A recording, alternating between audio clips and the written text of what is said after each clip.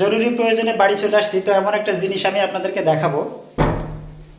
তো আসলে একদম গ্রামের টাটকা যে খাবার সেটা দেখাবো। এই যে এই মাত্র মানে গাছের থেকে পেড়ে নিয়ে আসা হলো একদম টাটকা পেঁপে। আসলে আমরা যেগুলো খাই সেগুলো কিন্তু ঢাকা শহরে সবই ফল ফ্লোরে কিন্তু ফরমালিন থাকে, আর এই যে ফল ফ্লোরে একদম গাছের থেকে পেড়ে নিয়ে আসা হলো, কোনো ফরমালিন নাই।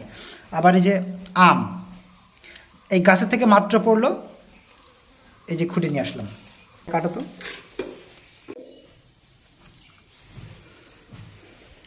তো আলহামদুলিল্লাহ, আল্লাহর নেয়ামত।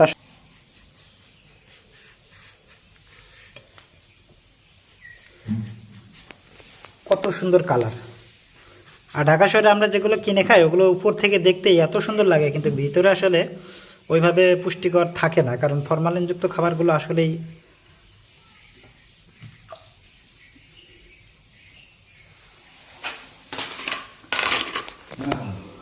এই যে আম, এই ধরনের খাবার কিন্তু গ্রহণের মজাই আলাদা।